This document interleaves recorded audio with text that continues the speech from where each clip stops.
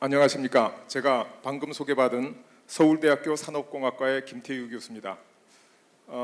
제가 대한민국 최고의 전문가들을 모시고 앞으로 대한민국의 미래를 책임질 주력 산업 고도화 포럼에서 기조 강연을 할 수 있는 기회를 갖게 된 것을 아주 영광스럽게 생각합니다. 지금까지 여러분들이 봐오시던 그런 세상이 바로 현미경으로 본 세상이라면 제가 오늘 말씀드릴 세상은 망원경으로 본 세상입니다. 그래서 여러분들이 아주 긴장하셔가지고 이렇게 집중하고 계신데 편안한 마음으로 들어주셔도 되지 않을까 이런 생각을 합니다. 자, 4차 산업혁명의 연원을 찾아서 그리고 주력 산업의 고도화와 국민 행복 이런 제목으로 제가 말씀드릴까 생각합니다. 제2차 아편전쟁이 서세동점, 서구가 동양을 지배하는 어떤 신호탄과 같은 사건이었습니다. 그래서 베이징 조약이 체결되면서 연해주가 러시아에 할양됐습니다. 그래서 그때부터 우리는 중국과 일본 그리고 러시아와 미국 4강의 틈바구니에 끼는 이런 정세, 이런 형편에 들어갔는데 지금 현재 우리의 모습이 당시 4강에 둘러싸인 조선의 모습과 흡사하지 않은가 이런 생각을 합니다. 그런 면에서 지금 이 4차 산업혁명 시대가 아주 의미심장하고 중요한 시대라는 말씀을 드릴 수 있습니다. 이때 미국의 목표는 러시아의 팽창을 견제하는 거였습니다. 그리고 조선의 목표는 독립을 유지하는 거였죠. 그런데 이때 국제적으로 상당히 잘 알려진 그리고 화제에 많이 올랐던 책이 조선책략이라는 책입니다. 그러니까 주일 청나라 공사관에 근무하던 황준헌이라는 사람이 쓴 조선책략인데 이 책의 영향을 많이 받아서 조미수호 통상조약이 체결되기 시작합니다. 이때까지 조선은 국제사회에서 어떤 나라와도 조약을 맺은 적이 없습니다. 그런데 조선이 미국과 통상조약을 맺게 됐다는 것은 조선으로서는 엄청난 사건이었습니다. 왜냐하면 그때까지 영국, 프랑스, 독일 이런 모든 나라는 영토의 야욕이 많은 강대국이었는데 미국은 나라가 너무 커서 유일하게 영토의 야욕이 없는 강대국이었다. 그런데 조선이 미국과 통상조약을 맺는 수호조약에 1조에 거중조정, 일국이 침략을 받으면 다른 나라가 도와준다. 이거 조선을 위해서는 축복이었죠. 미국이 한국의 독립에 큰 도움이 되겠다. 한국이 다른 나라로부터 침략받으면 미국이 도와줄 것이다. 이렇게 생각을 하고 있었죠. 그런데 이게 동상이몽으로 끝나고 맙니다. 도대체 왜 그렇게 됐을까? 조선이 미국하고 통상조약을 맺으면서 미국은 일본에도 특명정권공사, 청나라에도 특명정권공사, 조선에도 똑같은 수준의 특명정권공사를 파견했습니다. 그런데 처음 부임한 특명정권공사 후투공사가 처음으로 조선에 부임하고 나서 본국에 보낸 보고서에 의할 것 같으면 조선에는 쌀과 소가죽이 있고 사람 머리털하고 전복 껍데기가 난다. 농사를 지으면 쌀과 소가죽은 있게 마련이죠. 사람 머리털하고 전복 껍데기가 있다라는 얘기가 무슨 말입니까? 주력 산업이 없는 나라다. 이런 표현을 해서 보낸 겁니다. 조선은 주력 산업이 존재하지 않는 나라다. 그 보고서를 받은 미국은 조선 주재 특명정권공사를 변리공사로 격하시킵니다. 그리고 후임공사도 발령 내지 않고 27살짜리 대리변리공사를 그냥 뒀습니다. 미국은 조선과의 국제관계, 국교를 사실상 포기했다고 보면 됩니다. 그래서 후투공사가 내가 지금 변리공사 할 사람이 아니다. 나는 특명정권공사 수준이다. 그래서 후임자도 안 왔는데 짐 싸들고 미국으로 귀국해버렸어요. 그래서 우리 조선은 다시 국제사회에서 한 국가로 인정받지 못하는 처지로 전락하고 맙니다. 왜 그랬을까요? 주력 산업이 없었기 때문이다. 딱 한 가지 이유입니다. 그래서 미국은 일본이 조선을 차지하기를 바랬다 하는 게 루즈벨트 대통령의 어록에서 나타나기 시작합니다. 그리고 미국과 일본 간에 카츠라 테프트 협약이 맺어져서 미국은 일본의 조선 지배를 승인하고 일본은 미국의 필리핀 지배를 비밀리에 승인하게 됩니다. 그래서 결국 조선은 을사늑약으로 주권을 상실하게 됩니다. 조선은 경제적, 군사적으로 독립을 유지할 능력 자체가 없었습니다. 조선의 비극은 조선의 지성인과 위정자들이 산업혁명이 국가 발전의 기본 원리고 산업혁명이 국민 행복의 기본 원리다 하는 사실을 몰랐기 때문이다. 이렇게 얘기할 수가 있습니다. 자, 오늘 처음부터 좀 우울한 말씀을 드려서 죄송한데, 그럼 선발 산업국들은 어떻게 그렇게 잘 사는 선발 산업국이 됐는지 한번 알아볼까요? 여러분, 올해 우리나라 축구가 월드컵에 본선에 갈지 말지 몰라서 마음이 좀 우울한데, 한때 우리가 2002년에 자력으로 월드컵 4강에 진출했었습니다. 아주 축구 세상 사람들이 다 좋아하는 스포츠죠. 축구 다음으로 사람들이 좋아하는 단체 스포츠가 뭐 있나요? 야구죠, 당연. 그래서 우리가 베이징 올림픽의 9전 전승으로 고등학교 야구팀 50개밖에 없는 나라가 고등학교 야구팀 4,000개 있는 나라하고 싸워서 이겼다. 이거 기적에 가까운 일이죠. 그래서 아주 세상 사람들이 가장 좋아하는 스포츠가 축구가 하고 야구다, 이렇게 얘기할 수 있습니다. 그럼 개인 스포츠 중엔 뭘 제일 좋아하죠? 단연 골프죠, 그죠?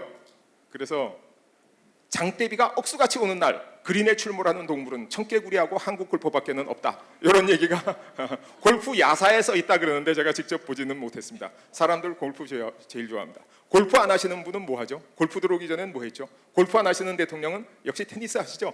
예, 테니스. 이게 아주 골프 다음으로 사람들이 좋아하는 인기 스포츠죠. 단체 스포츠 축구와 야구, 개인 스포츠 골프와 테니스 외에 빼놓을 수 없는 스포츠가 하나 있는데 양궁이죠. 양궁. 인간은 활과 함께 살아왔습니다. 만약에 활이 없었더라면 인간이 동물과의 싸움에서 만물의 영장으로 등장하지 못했을 것이다 할 정도로 이누이트, 에스키모로부터 적도의 부시맨까지 활을 안 쏘는 인간은 없습니다. 근데 이 양궁 우리가 세계에서 제일 잘하죠. 그래서 역대 올림픽 금메달 40개 중에 23개를 우리나라가 갖고 왔어요. 우리나라 같은 규모의 국가, 보통 네이션 스테이트가 한 종목에서 이렇게 금메달을 싹쓸이하는 경우는 스포츠 사상 전례가 없는 일입니다. 우리 민족은 활을 정말 잘 쏩니다. 왜? 우리 민족의 DNA 속에 활이 들어있기 때문이죠. 우리 선조를 중국 사람들이 동이족이라고 불렀는데 한문으로 이자가 클대자하고 활국자를 합친 거예요. 활을 잘 쏘는 사람, 우리가 아주 활을 제일 잘 쏩니다. 자, 지금 제가 5개 스포츠 말씀을 드렸어요. 축구, 야구, 골프, 테니스, 양궁. 이 5개 스포츠가 딱 한 가지 공통점이 있습니다. 뭔지 아시겠어요? 축구, 야구, 골프, 테니스, 양궁, 한 가지 공통점. 그게 뭐냐면 이 5개가 전부 영국에서 시작된 스포츠라는 겁니다.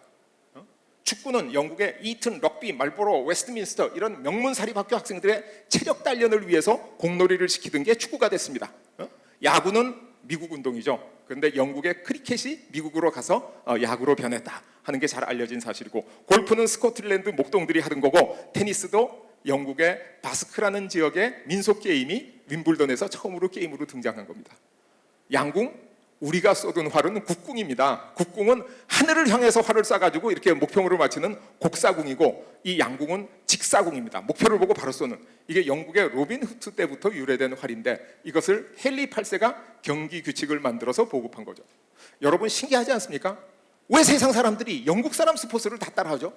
프랑스는 없고 독일은 없고 중국도 없고 한국도 없고 세상 사람들이 영국 스포츠에 전부 열광하고 있어요. 왜 그럴까요? 왜 영국 스포츠에만 열광할까요? 그걸 저는 이게 다 영국에서 시작해서 영국의 대영 제국, 영국의 후광 효과다. 할로우 이펙트, 이렇게 저는 설명을 하죠. 영국이 세계에서 가장 잘 살고 영국이 세계에서 제일 강하니까 사람들이 영국 사람 하는 게 좋아 보인 겁니다. 그래서 따라하게 돼요. 그래서 유아원에 가보면 제일 힘센 애 하는 놀이를 꼬마들이 다 따라합니다. 또 초등학교 가면 공부 잘하는 학생 또 다른 애들이 다 따라합니다. 그래서 존경하고 훌륭하면 따라하게 된다. 그래서 이걸 후광 효과라고 얘기를 하죠. 근데 후광 효과가 스포츠에만 있는 게 아니에요. 영어도 마찬가지예요. 우리가 영어로 얘기하면 좀 고상해 보이지 않습니까? 그죠? 영어로 얘기하면. 그래서 2000년부터 2005년까지 아파트 가격이 폭승할 때 저 영어 이름으로 된 브랜드 아파트는 평균 가격이 128% 올랐어요. 근데 일반 아파트는 79%밖에 안 올랐어요. 여러분 달동네 아파트 그 돈 주고 사시겠어요? 근데 문빌리지 아파트먼트 어떻습니까? 사놓으면 그런 대로 좀 그런 대로 괜찮을 것 같잖아요. 그래서 지금 인터넷에 떠도는 언어도 70%가 다 영어로 바뀌었습니다. 영어로 얘기하면 좀 지식적인 것 같고, 신사, 우리 신사의 품격이라는 영화도 있었는데 그 젠틀맨 어때요? 근사하잖아요. 여기 여성분들 계신데 젠틀한 남자 좋지 않습니까? 젠틀이라는 말 아주 부드럽잖아요. 어감부터 좋아. 근데 젠틀이 무슨 말이냐? 영어로 젠틀이가 지주입니다. 지주. 우리말로 지주 그러면 비호감이에요. 근데 영어로 젠틀맨 그러면 아주 호감이에요. 왜 똑같은 말인데 어느 나라 말로 하면 다른가? 그것도 후광 효과고, 우리가 아이돌의 국가라고 생각하는데 아이돌의 원조는 영국의 비틀즈죠. 우리가 싸이가 빌보드 차트 2등 잠깐 했다고 그렇게 좋아했는데 비틀즈는 빌보드 싱글 차트 1등을 20번 했어요.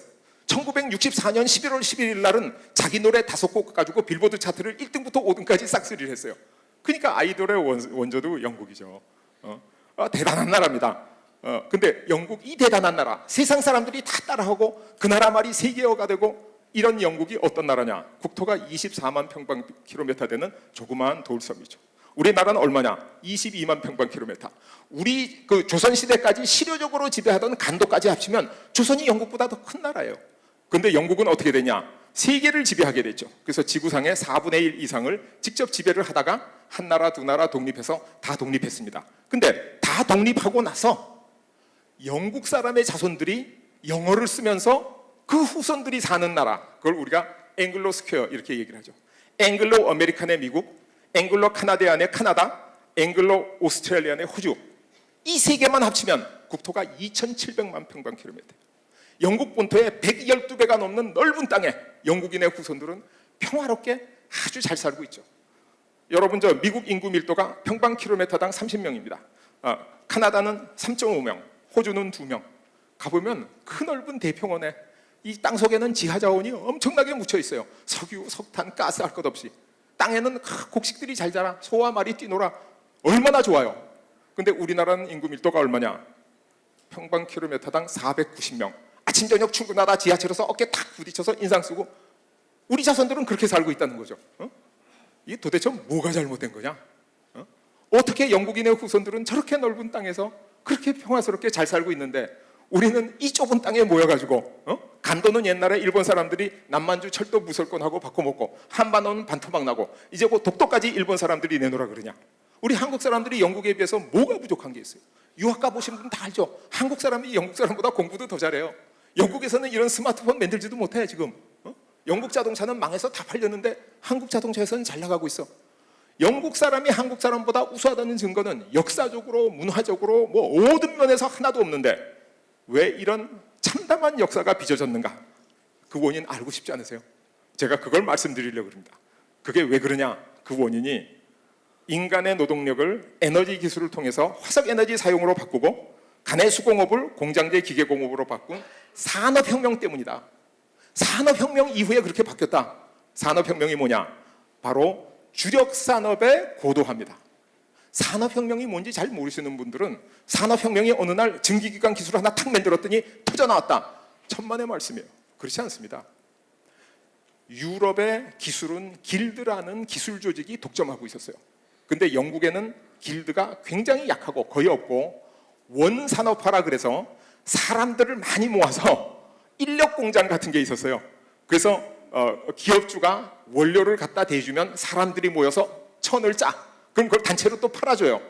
이런 걸 프로토 인더스트리얼라이제이션이라고 합니다. 그 프로토 인더스트리얼라이제이션, 원산업화된 주력 산업을 증기기관 기술과 직조 기술을 넣어서 고도화시킨 것, 그게 바로 산업혁명입니다. 그래서 1차 산업혁명이 뭐냐? 주력산업의, 영국 주력산업의 고도화. 앞으로 다가올 4차 산업이 뭐냐? 바로 대한민국 주력산업의 고도화가 4차 산업혁명이 될 것입니다. 그래서 역사적으로 이게 바로 산업혁명이다. 산업혁명이 얼마나 대단한 혁명이냐? 산업혁명을 기점으로 해가지고 변화가 없던 세계 인구가 폭발적으로 증가하고 변화가 없던 1인당 소득이 폭발적으로 증가하고 그래가지고 이 결과 인구가 10배 증가하고 소득이 10배 증가하면 총 생산은 100배가 늘어난 거죠. 이게 바로 산업혁명입니다. 엄청난 혁명입니다. 그래서 1차 산업혁명이 다가오고 나서 산업혁명에 편승한 모든 민족은 지배자가 되고 산업혁명에 편승하지 않은 모든 민족은 식민지로 전락하게 됩니다. 자, 이걸 누가 정의했냐? 아놀드 토인비옹이 정의했죠. 그래서 1차, 2차 산업혁명으로 나눠서 얘기하기도 하고 합쳐서 이야기하기도 합니다. 그리고 최근에 3차, 4차 산업혁명을 얘기하고 있는데 이것도 마찬가지입니다. 그래서 농업사회를 산업사회로 바꾼 혁명적인 변화를 산업혁명이라고 부르고 그것을 나누면 1, 2차 산업혁명이다. 그리고 산업사회를 미래 지식기반 사회로 바꿀 혁명적인 변화, 그게 바로 지식혁명이고 지식산업혁명이고 그것을 우리가 3차, 4차 산업혁명 이렇게 부른다.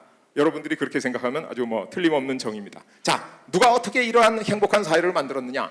영국에서 제조업을 육성하고 기술 혁신을 촉진하고 상권을 보호해서 세계 최초의 산업혁명이 일어났다. 그럼 산업혁명이 일어난 과정을 조금 더 미세하게 살펴보면 증기기관은 누가 만들었냐? 영국에서 만들었어요? 천만에. 프랑스 사람 드니 파팽이라는 사람이 증기기관 기술을 개발했는데 프랑스에서 쓸 데가 없는 거예요. 아무도 그걸 알아주지 않는 거예요. 그래서 영국의 기술경진대회에 출품을 해가지고 1등 상을 받은 사진이고 그 드니 파팽이 그린 압력밥솥 비슷한 조리기구를 포함한 그런 기구인데 그 설계도가 지금까지 남아 있습니다. 그래서 이 프랑스 사람 드니 파팽이 개발한 증기기관 기술이 토마스 뉴커먼 기관으로 가서 광산에서 물을 퍼올리는데 사용되다가 이것을 효율화한 사람이 바로 제임스 와트입니다. 그래서 제임스 와트는 누구냐 하면 그 뉴커먼의 그 증기기관을 수리하던 수리공이었어요. 근데 어느 날 제임스 와트가 저거를 내가 조금만 개량하면 석탄을 한 3분의 1만 쓰고 똑같은 힘을 낼 수 있다. 막 이렇게 얘기를 하니까 옆에 있던 사람이 내가 돈을 낼 테니까 사업을 해보자. 그래서 로벅이라는 사람이 돈을 내서 사업을 했어요. 사업을 했는데 요새도 벤처기업 성공하기 힘들죠. 그 당시에도 힘들었어요. 그래서 완전히 파산을 했어요. 제임스 와트가. 그래서 이 사람이 빈털터리가 됐는데 또 부인이 상처를 했어. 그래서 중년 무전, 중년 상처. 그럼 세상이 지옥이죠. 그렇잖아요. 그래서 제임스 와트가 자살하려고 그랬어요. 우울증에 걸렸어요. 그랬는데 매튜 볼튼이라는 아주 굉장히 훌륭한 기업가가 가만히 보니까 제임스 와트의 증기기관은 저거 한번 만들기만 하면 세상을 바꿀 수 있는 기술이다. 그래서 제임스 와트하고 볼튼 와트 회사를 만들어서 이 증기기관을 완성시키기로 했어요. 그래서 회사가 꺼달란 줄은 이미 알았죠. 돈은 떨어진 줄. 그런데 가만히 보니까 특허 만료 기간이 얼마 안 남은 거예요. 그러니까 많은 돈을 투자해서 증기기관을 성공시키면 모든 사람이 복제해서 다 쓸 거 아니에요. 그럼 자기는 돈만 날리고 아무것도 안 되는 거죠. 그 당시 기술이라는 게 그렇게 고도화된 기술이 아니라서 흉내내면 비슷하게 다 할 수 있는 기술입니다. 그래서 고민에 빠졌죠. 자, 이걸 어떻게 해야 되느냐? 그래서 볼튼과 와트가 국회에 청원을 했어요. 이 특허는 너무 중요한 특허다. 영국의 미래를 위해서 굉장히 중요한 거니까 특허 기간을 연장해달라. 말이 됩니까? 우리 특허 중요한 거니까 연장해달라. 말이 안 되죠. 영국 의회는 아주 경론 끝에 사소한 아주 근소한 표차로 제임스 와트의 증기기관 특허를 20년 연장을 합니다. 있을 수 있는 일이에요. 우리나라는 조선 왕조 500년 전부터 지금까지 단 한 번도 실리를 위해서 명분을 포기한 적이 없는 나라예요. 근데 영국은 실리를 위해서 명분을 과감히 포기할 수 있는 나라입니다. 그래서 증기기관이 완성되고 대영 제국이 성립하게 되는 겁니다. 무슨 말인지 아시겠죠? 그래서 실리라고 하는 게 굉장히 중요한 겁니다. 이건 누가 했냐? 영국 의회가 한 거죠. 권칠승 의원님께 한국 국회도 이런 국회를 만들어 주십시오. 지금 제가 그 말씀을 드리고 있는 겁니다. 그렇죠? 예. 이 대목에서 박수 좀 치셔야죠. 그래서 기업가와 의회가 영국에서 산업혁명을 일으켰습니다. 산업혁명은 절대로 일어나지 않습니다. 산업혁명은 단 한 번도 지절로 일어난 적이 없어요. 영국의 산업혁명, 독일의 산업혁명, 일본의 산업혁명 전부 사람이 인위적으로 일으킨 겁니다. 그래서 산업혁명을 일으킬 수 있을 따름이지 절대로 일어나지는 않는다. 산업혁명으로 영국은 역사상 최대 제국으로 발전합니다. 영국의 정치, 영국의 경제, 영국의 사회와 문화는 세계의 표준으로 자리매김하게 됩니다. 영국의 영광은 영국의 엘리트와 의회가 산업혁명이 국가 발전의 기본 원리고 산업혁명이 국민 행복의 기본 원리라는 사실을 알고 있었기 때문이다. 이 말씀을 드리고 있습니다. 자, 그럼 과연 행복이 뭐고 불행이 뭔지 한번 볼까요? 이게 2차 대전 때 화학 공부를 하고 있는 일본 여학생의 모습입니다. 괜찮아 보이죠? 뭐 불행해 보이진 않습니다. 뭐 행복해 보이죠? 그때 우리 조선 여성들은 어떤 모습을 하고 있었나? 이런 모습을 하고 있었다는 거죠. 도대체 이게 말이 되는 일입니까? 이게 있을 수 있는 일이에요? 저 사진만 보면 지금도 피가 막 거꾸로 솟아오를 것 같아. 너무너무 화가 나는 일 아니에요? 모든 사람이 아마 그렇게 느낄 거예요. 근데 왜 이런 일이 일어날 수 있었는가? 이게 바로 일본의 주력 무기 무라다 소총입니다. 그리고 그 당시에 조선의 주력 무기는 바로 이 화승총이었습니다. 무라다 소총은 뭐냐? 영국의 스나이더 소총을 수입해서 쓰려고 보니까 너무 길고 무거워. 그래서 일본 사람들이 키가 작잖아요. 뭐 쓸 수가 없는 거예요. 너무 길어가지고. 그래서 무라다라는 사람이 조그맣게 만들었는데 성능은 비슷했다는 거예요. 그러니까 실제로 성능이 더 좋은 거죠. 작고 가볍고 성능이 똑같으니까.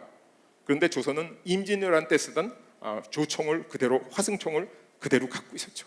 그러니까 일본은 화혼양제라는 슬로건 하에 1차 산업혁명을 받아들이는데 혈안이 됐어요. 화혼이 뭐냐? 일본의 정신. 양제가 뭐냐? 서양의 기술. 1차 산업혁명입니다. 1차 산업혁명을 받아들이자. 그런데 우리는 어떻게 했냐? 위정척사. 이 정당한 성리학, 주자학을 가지고 나라를 굳건히 지키자. 서양의 사악한 과학기술과 문명과 문화를 다 거부하자. 그 결과 일본은 주력 산업이 무라다 소총을 만들어내는 철강 산업과 그 공작 기계 산업으로 바뀌었고, 우리나라 주력 산업은 대장간에서 아직도 망치질 해가지고 저런 화승총을 만들고 있었죠. 무라다 소총은 500보를 나갑니다. 화승총은 100보밖에 안 나가요. 무라다 소총은 그 총알을 집어넣고 그냥 땅땅 쏘는 그 근대적인 소총이기 때문에 1분에 12발을 쏠 수 있어요. 근데 화승총은 앞에다가 화약가루를 집어넣고 총알을 집어넣고 꽂을 대로 쑤셔서 밀어넣고 이러느라고 1분에 2발을 쏘기가 어려운 총이에요. 그러니까 이게 싸우면 뭐 결과는 빤하죠. 거기다 화승총은 비 오는 날은 공치는 날입니다. 불이 안 붙어가지고 격발이 안 돼요. 그래서 우리 조선이 저 화승총을 가지고 일본군과 한번 멋지게 싸워보지도 못하고 나라를 뺏겼는데, 동학농민혁명 때 동학농민군이 탈주한 관군과 합세해서 저 화승총으로 무장하고 일본군과 접전을 벌였죠. 치열한 접전을 벌였습니다. 일본군 군사기록에 의하면 동학군 3만 명을 사살했다. 오늘 몇 명 기록이 다 있습니다. 그동안 일본군 몇 명 사살됐는지 아세요? 몇 명일 것 같아요? 딱 한 명이 전사했습니다. 일본에서. 이게 있을 수 있는 일이에요. 일본군이 거기 뭐라고 써있냐면 일본군 한 명이 동학군 200명을 능히 제압하고도 남는다. 일본 사람이 뭐 힘이 세고 한국 사람보다 운동을 잘해서 그렇겠어요? 천만에 무기가 달라서 그런 거예요. 이게 바로 주력 산업이 있는 나라와 주력 산업이 없는 나라의 차이입니다. 국민 행복이 어디서 나와요? 문화에서 나와요? 정치에서 나와요? 사회에서 나와요? 아닙니다. 국민 행복은 주력 산업에서 나옵니다. 주력 산업을 가진 나라만이 국민의 행복을 지킬 수가 있는 거죠. 이게 제일 중요한 거다. 그런 말씀을 드립니다. 산업혁명에 앞서간 민족은 모두 행복했고, 산업혁명에 뒤떨어진 민족은 모두 불행해서 식민지로 전락했습니다. 그래서 이것은 당시 지구상 어떤 민족, 어떤 국가에도 적용되는 예외 없는 법칙입니다. 1차 산업혁명에 편승하지 못하고 식민지로 전락하지 않은 나라는 지구상에 단 한 나라도 없습니다. 정치적인 식민지가 안 됐더라도 경제적인 식민지로는 전부 다 전락했습니다. 그래서 일본의 성공은 일본의 선각자와 위정자들이 산업혁명이, 그리고 주력 산업이 국가 발전의 기본 원리고 국민 행복의 기본 원리라는 사실을 철저히 알고 있었기 때문이다. 자, 그런데 우리가 남의 얘기만 하고 있을 수 있어요? 우리는 뭐 했나? 한번 볼까요? 우리나라는 1960년대 세계에서 가장 가난한 나라였습니다. 그런데 우리가 정말 열심히 일해가지고 2차 대전 후에 독립한 나라가 원조받는 나라로부터 원조하는 나라로 변신한 최초의 사례가 됐죠. 엄청난 사례죠. 그래서 우리나라가 2차 대전 후에 원조받던 나라로부터 원조하는 나라로 변신한 정말 대성공을 거뒀는데, 불행하게도 오래가지를 못했습니다. 2013년 맥켄지 한국 보고서에 의할 것 같으면 한강의 기적이 멈춰버렸다. 북핵이 위기가 아니고 경제가 위기다.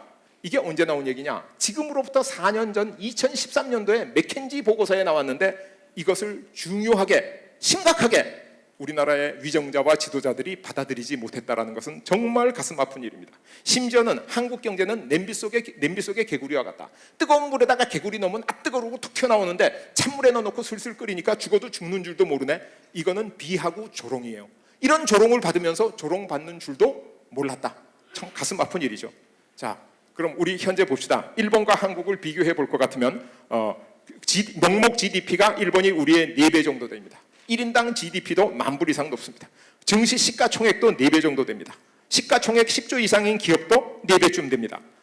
과학기술 분야의 노벨상 수상자 일본은 22명, 한국은 1명도 없습니다. 이게 왜 그러냐? 한국 사람이 열심히 연구 안 하고 한국 과학자들, 한국 기술자들이 일 안 해서 그러냐? 그렇지는 않습니다. 이게 왜 그러냐 하면 일본은 언제 산업혁명을 했냐면 화혼양제라는 기치하에 1866년에 산업화를 했어요. 그런데 우리는 위정척사를 하다가 나라가 망하고 다시 독립하고 그리고 1962년도에 산업화를 했습니다. 일본의 산업혁명의 역사는 150년이에요. 우리의 역사는 50년을 넘어요. 그래서 과학기술의 효과는 누적돼서 나옵니다. 150년 동안 누적된 효과하고 50년 누적된 효과하고 같을 수가 있어요? 이만큼 해도 뭐 잘한 거다. 저는 그렇게까지 생각할 수 있다. 그래서 이 산업혁명은 빨리 하는 사람이 승자다. 이렇게 얘기할 수 있습니다. 그래서 우리가 지금 아직도 1차 산업혁명에 뒤떨어진 그 여파에서부터 우리가 벗어나지 못하고 있다. 아주 가슴 아픈 일이죠. 정말 안타까운 일입니다. 그런데 지금 4차 산업혁명의 시대가 다가오니까 어떻게 해야 되겠는가 하는 게 이제 제가 오늘 드리고 싶은 말씀이죠. 자, 일본이 잃어버린 20년으로 들어가서 더 이상 성장을 안 합니다. 그런데 정말 가슴 아픈 거는 우리도 잃어버린 10년으로 들어가서 더 이상 성장을 안 하려고 그러는 거예요. 애가 키가 1m 80cm가 돼서 더 안 크면 문제입니까? 근데 1m에서 더 안 크면 문제죠. 일본의 잃어버린 20년은 한국의 잃어버린 10년하고는 비교도 안 될 만큼 일본은 성공한 거고 한국은 실패한 거라는 뜻이죠. 그래서 우리가 이 상황을 심각하게 받아들이고 진짜 위기로 받아들이지 않으면 우리가 4차 산업혁명에 정말로 성공할 수 없습니다. 그래서 지금 한국 경제는 위기 중에 위기에 처해 있습니다. 정말 큰 위기입니다. 그래서 구한말의 악몽이 되살아나는 위기를 맞이한 대한민국이다. 자, 그 한국 경제 왜 이렇게 어려운가? 뭐가 문제인가? 그 문제는 과학기술자가 대접받지 못하는 사회. 이게 바로 위기의 본질 중에 하나죠. 과학기술자가 대접받지 못하는 사회. 예를 들어서 우리나라에 우수한 학생이 한 명 있어요. 아주 우수한 사람이에요. 이 사람이 스마트 반도체를 개발했어요. 그러면 스마트 반도체를 생산하고 조립하고 수출하면서 수천 명, 수만 명, 많게는 수십만 명이 먹고 살 수 있어요. 근데 우리나라에는 그 우수한 학생이 지금 뭐 하고 있겠어요? 의과대학에 가서 성형외과 의사가 돼서 압구정동에서 쌍꺼풀 수술하고 있을 겁니다. 혼자 잘 먹고 잘 살죠. 그러면 어떤 나라가 성공하는 나라냐? 4차 산업혁명 시대. 우수한 사람이 산업과 기술로 와서 대한민국의 주력 산업을 책임지게 하면 우리나라는 성공하는 나라가 됩니다. 그런데 우수한 사람이 가서 쌍꺼풀 수술하고 피부 관리하고 이런 나라가 성공 절대로 할 수 없죠. 우수한 사람이 고시 공부하고 그래서 공무원 되고 그런 나라가 성공할 수 있는 게 아니라 모든 대한민국의 영재와 천재들은 다 주력 산업으로 모여서 이 산업을 일으키고 거기서부터 우리나라 경제가 일어나면 소비가 일어나고 그 경제가 순환시키고 그 나라가 발전하는 나라인데 우리나라가 성공하지 못하는 이유는 우수한 사람이 과학기술계로 안 온다. 왜 안 오냐? 대접받지 못하니까 부모가 못 가게 한다는 거죠. 그래서 우리가 지금 가장 심각한 문제가 있습니다. 또 문제가 뭐냐? 우리나라 규제가 굉장히 많죠. 그래서 우리가 앙트레프리너가 기업하기 정말 힘든 나라. 이게 바로 대한민국의 모습입니다. 기업하려고 그러면 정말 힘들어요. 공장 하나 짓는데 뭐 8, 9개 부처에 80개 법령에 그걸 통과해야 된다 그러니까 그런 나라에서 어떻게 기업을 하겠어요? 그러니까 우리나라의 우수한 기업인 벤처기업인 결국 성공하지 못합니다. 외국에서 했으면 실리콘밸리에서 했으면 성공할 사람이 한국에서 있기 때문에 성공하지 못한다. 이거는 정말 가슴 아픈 일이죠. 그래서 이 두 가지가 가장 심각한 이유가 아닌가 그렇게 생각합니다. 그런데 과거의 한강의 기적은 왜 성공할 수 있었나? 우리 사회가 농업사회에서로부터 산업사회로 넘어올 때 거기에 걸맞는 국가발전 원리가 있었다. 그게 바로 기술보국이고 기업입국입니다. 이게 바로 주력산업을 살리자. 일본의 화혼양제하고 똑같은 얘기죠. 그런데 한강의 기적은 왜 중단됐는가? 산업사회가 지식기반 사회로 넘어가는데 거기에 맞는 국가발전 원리가 없더라. 그걸 만들어내야 된다. 그걸 이끌어야 된다. 그래서 1차 산업혁명에 성공할 수 있었는데 우리가 4차 산업혁명에 성공하려면 어떻게 해야 되냐면 우리 국가발전의 올바른 원리를 알아야 된다. 그래서 지식기반 사회의 국가발전 원리를 제가 여러분들한테 말씀드리는데 그냥 재미있는 얘기를 섞어서 스토리텔링 하러 온 게 아니라 제가 학자로서 제 명예를 걸고 산업혁명론 시리즈 책을 쓴 겁니다. 그래서 왼쪽 위에 빨간 책이 이코노믹 그로우스라 그래서 경제가 어떻게 성장하는가, 산업혁명이 어떻게 일어나고 그 전후의 경제는 어떻게 이론적으로 성장하는가 하는 것을 쓴 책이고 그 밑에 그 노란색 책이 바로 시크릿 오브 헤게모니, 그래서 패권의 비밀, 그래서 스페인으로부터 조그만 네덜란드, 한반도의 5분의 1도 안 되는 네덜란드가 어떻게 스페인 제국으로부터 독립해가지고 상업혁명을 일으켜가지고 세계 최대의 강대국으로 등장하는가. 그리고 네덜란드의 주력이 영국으로 건너가면서 영국에서 어떻게 산업혁명이 일어났고 그 산업혁명이 어떻게 미국의 산업혁명을 일으켰는가를 역사적으로 쭉 써내려온 책입니다. 그리고 밑에 있는 두 권이 정부의 유전자를 변화시켜라가 뭐냐면 어떻게 해서 4차 산업혁명, 지식기반 사회에 맞는 정부와 공공조직을 만들 것인가. 지금 정부는 산업사회에 맞도록 만들어져 있습니다. 이 조직은 지식기반 사회는 절대로 맞지 않습니다. 그래서 이걸 개혁하지 않고는 지식기반 사회로 갈 수 없다. 그래서 정부의 유전자를 변화시켜라. 그리고 은퇴가 없는 나라는 4차 산업혁명과 이모작 사회, 은퇴가 없는 나라. 그래서 우리나라의 모든 젊은이들을 4차 산업혁명 쪽으로 갈 수 있도록, 우수한 젊은이들이 4차 산업혁명 쪽으로 갈 수 있도록 하고, 그 다음에 4차 산업혁명이 아닌 다른 일반적인 일에는 나이 많은 장년 내지 고령자들이 그 뒤를 다 메울 수 있다. 이런 이론입니다. 이것만 되면 우리나라가 4차 산업혁명에 성공하고 지난 1차 산업혁명에 겪은 뼈아픈 고통을 우리가 벗어나서 일본을 앞서는 선진국으로 갈 수 있다라는 주장을 가지고 있습니다. 그래서 이 책에 있는 기본적인 내용이 농업사회는 성장이 점점 감속하기 때문에 큰 발전이 없는데 산업혁명을 먼저 일으킨 그 산업사회는 가속적으로 발전하기 때문에 모든 산업혁명을 일으킨 국가는 지배국가로 등장하게 됐다. 그런데 지금 늦지 않았다. 왜냐하면 4차 산업혁명이 오면 4차 산업혁명에 성공한 지식기반 국가는 모든 산업국가를 앞설 수 있다. 그래서 우리가 4차 산업혁명에 빨리 성공하면 일본을 앞설 수 있는 기회가 온다 하는 게 이제 제 주장입니다. 그래서 네덜란드는 국토가 4만 평방킬로미터, 한반도의 5.5분의 1밖에 안 되는 조그만 나라인데 이 네덜란드가 상업혁명을 제일 먼저 성공시켜서 세계에서 가장 강력한 그 선진 강대국으로 태어났습니다. 당시엔 네덜란드가 제일 잘 살고 제일 강력했습니다.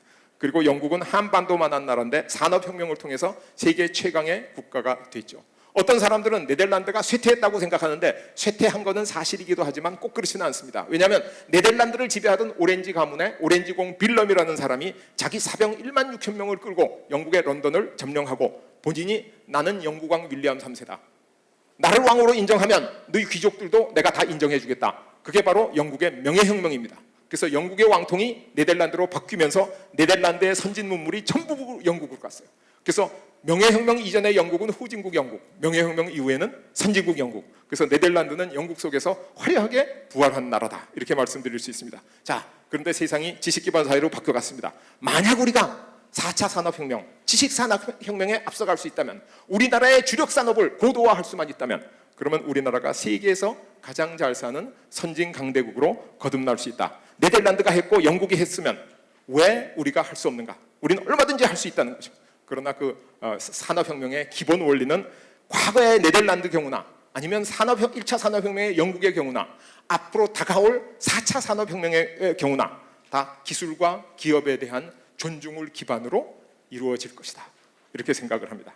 그래서 제가 사실 오늘 여러분들에게 말씀드리고 싶은 얘기가 하늘에서 감나무가 감이 떨어지기를 기다리고 감나무 밑에 입을 벌리고 누워 있어도 절대로 떨어지지 않습니다. 그래서 여러분들이 해주시지 않으면 아무도 해주지 않습니다. 그래서 여러분들이 내가 우리나라의 4차 산업혁명의 주역이다, 내가 하겠다라는 책임의식을 가지고 내가 할 일을 할 때만 4차 산업혁명이 가능하다라는 말씀을 드리면서 오늘 여러분께 말씀을 줄이도록 하겠습니다. 원래 제가 이 강의를 한 80분, 90분 정도 할 수 있도록 준비를 했는데 너무 긴 시간 말씀드리는 건 결례인 것 같아서 짧게 줄이더라고 여러분들에게 아주 그 핵심과 요점만 말씀드렸는데 여러분들이 아마 그 사이는 충분히 이해할 수 있을 것으로 생각하고 또 이 후덥지근한 방에서 한 분도 빠짐없이 제 강의를 경청해 주신 데 대해서 감사 말씀드리면서 오늘 기조 강의를 마치겠습니다. 감사합니다.